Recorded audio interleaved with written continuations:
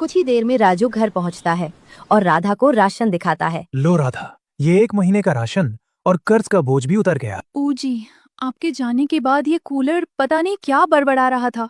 मुझे तो अकेले में डर लग रहा था। हे कूलर की आत्मा, आप कुछ कहना चाहते हैं? और हाँ, आप तभी बोलिए जब मैं घर पर हूँ, वरना मेरी पत्नी डर के मारे ही मर जाएगी। ठीक है राजू, अब से मैं तभी बोलूंगा जब तुम घर पर होगे। अब ध्यान से सुनो। कल सुबह जब तुम पवित्र तालाब से जल लेने जाओ तो ये शीशी साथ ले जाना। इसमें जो जल है उसे उस पवित्र तालाब में डाल देना और फिर नया जल भरकर इस कूलर में डाल देना। तभी मैं इस कैद से आजाद हो पाऊंगा। राजू को नहीं पता था कि उसकी खिड़की के पीछे अंधेरे में कोई खड़ा था। सेठ धनराज ने छुपकर कूलर की आधी अधूरी बातें सुन ली थी। जादुई कूलर, अरे वाह, मैं तो माला माल हो जाऊंगा। पूरी जिंदगी कमाने की जरूरत ही नहीं पड़ेगी। ये कूलर तो अब मेरे घर की शोभा बढ़ाएगा। पर कैसे? राजू के रहते तो ये मुमकिन नहीं। अगर वो मेरे हाथ लग गया तो मुझे ये दुकानदारी करने की जरूरत ही क्या है। घर बैठे बैठे तिजोरियां भर जाएंगी। पर उसे हथियाऊं कैसे? राजू तो उसे अपनी जान से भी ज्यादा संभाल कर रखेगा। सोचना होगा, कुछ तो ऐसा करना होगा कि राजू खुद उस कूलर को मेरे हवाले कर दे। कैसे? कोई तो आइडिया आए इस खाली दिमाग में। एक बार वो कूलर मेरे पास आ गया तो मैं इस पूरे गांव का सबसे अमीर आदमी बन जाऊंगा। इस गांव का क्या, इस पूरे इलाके का राजा बनूंगा मैं। वाह, मजा आ जाएगा। सेठ की हंसी उस अंधेरे कमरे में गूंज रही थी। उसे अंदाजा भी नहीं था कि वो जिस आग से खेलने की कोशिश कर रहा है वो उसे राख भी कर सकती है। अगली सुबह सूरज की पहली किरण के साथ ही राजू हाथ में वो रहस्यमयी शीशी लेके घने जंगल की ओर निकल पड़ा। लेकिन उसे क्या पता था कि उसके जाते ही पीछे से आफत उसके घर का दरवाजा खटखटाने वाली है। कबाड़ी वाला, लोहे, लंगर, टीन, टप्पर, पुराना प्लास्टिक। हो भाभी जी, घर में कुछ कबाड़ हो तो ले आओ। पुराने कूलर, टीवी वाला। राधा बाहर आती है और उसे गौर से देखती है। नहीं जी, कोई कबाड़ नहीं है। यहाँ से जाइए, मेरे पास बहुत काम है। अरे भाभी जी, सुनिए तो सही। अभी सरकार की तरफ से भारी स्कीम चल रही है। पुराने जंग लगे कूलर देने पर 10,000 रुपए तक का बोनस मिल रहा है। कैश, एकदम नकद। क्या? 10,000? 10,000 रुपए? हाँ भाभी जी, बस पुराना लोहा होना चाहिए। नहीं जी, हमारे पास कोई कूलर नहीं है अभी। जाइए यहाँ से। सेठ वहाँ से बुदबुदाते हुए निकल गया, पर उसका काम हो चुका था। उसे पता चल गया कि कूलर घर के अंदर ही है। दूसरी ओर राजू घने जंगल के बीचों बीच पहुंच चुका था। चारों ओर झाड़ियां और जंगली जानवरों की डरावनी आवाजें आ रही थी। हे भगवान, ये पवित्र तालाब कहाँ है? उस कूलर की आत्मा ने तो कहा था कि यहीं कहीं होगा, पर मुझे तो यहाँ सिर्फ कटीली झाड़ियां ही दिख रही हैं। सूरज ढलने लगा था। राजू ने पूरा जंगल छान मारा, पर उसे कहीं भी पानी का नामो निशान नहीं मिला।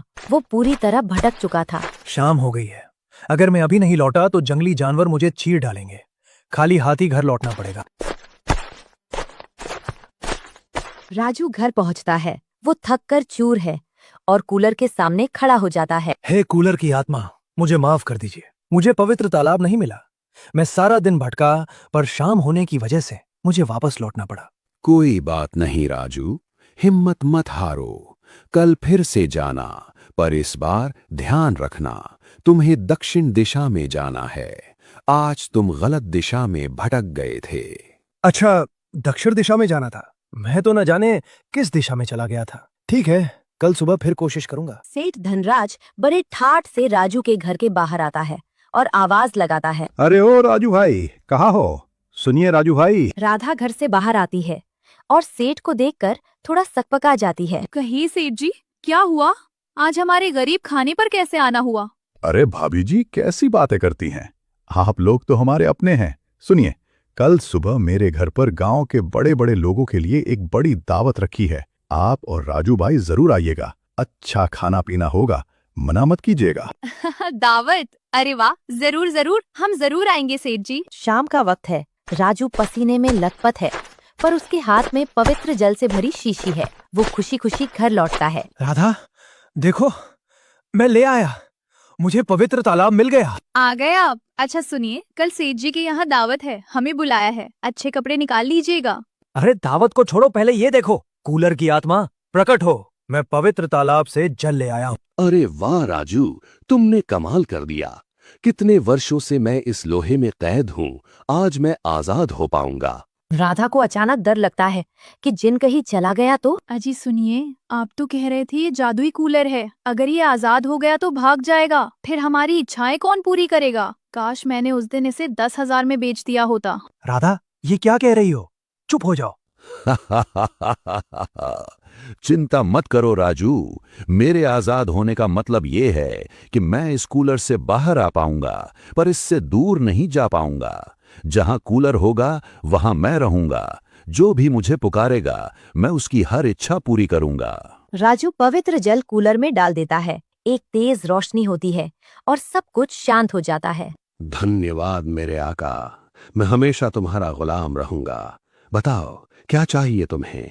सुनिए जी, मुझे कुछ सोने के गहने और एक एकदम लेटेस्ट साड़ी दे दो, जिसे पहनकर मैं कल सेठ की दावत में जाऊं तो सबकी आंखें फटी की फटी रह जाएं। राधा, ये क्या है? क्यों इतना लालच कर रही हो? जिस चीज की जरूरत है वो मांगो, ये दिखावा क्यों?